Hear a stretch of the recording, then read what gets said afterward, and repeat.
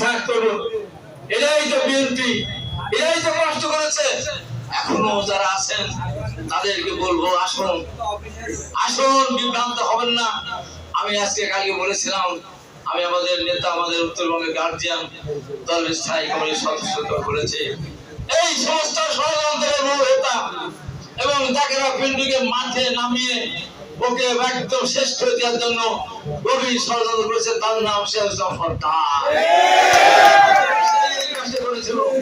ওই ঝাড়ু মিছিলের উপরে ঘোষণা করেছিল, যারা গিয়েছে ঝাড়ু বলেছে, ওই বিষয় যারা ধানসি পুড়িয়েছে, ম্যাডামের ছবি পুড়িয়েছে, আমি তাদেরকে দোষ দেব না।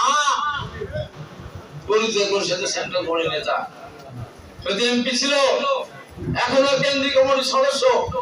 নাটক করলেন, নাটক করে নিজে উল্টো করলেন যে বহিষ্কার হবে না, তাকে বহিষ্কার হবে।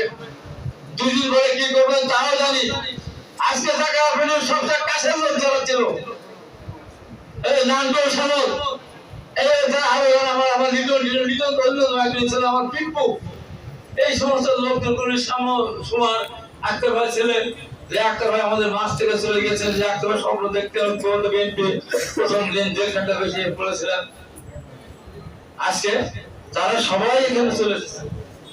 ফিরোজ আনসার আসেনি, কে আসে নাই, কারা আসে নাই? তারা যারা স্বতন্ত্র প্রার্থী সেজন্য সত্তারের পক্ষে একসময় ছিলেন,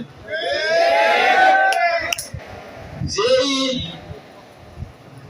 যাকে কিন্তু তো থাকবেন তাকে রাখতেছে, যে ও একটা সময় বলেছিল আমি থাকবো না, একজনকে মন্তব্য করেছে,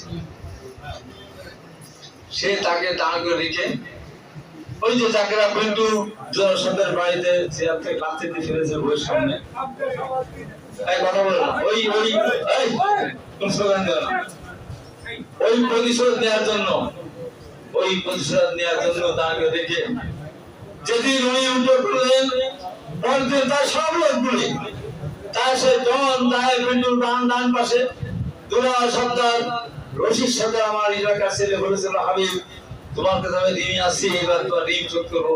সেও দিক ওই তার সাথে যারা ছিল, তারাই ওখানে জাকেরা পিন্টুর সাথে দীর্ঘদিন যারা ছিলেন, এই যে আহসান হাবিব ভাই, উনি প্রায় 3 দিন আমাদের সাথে আছেন।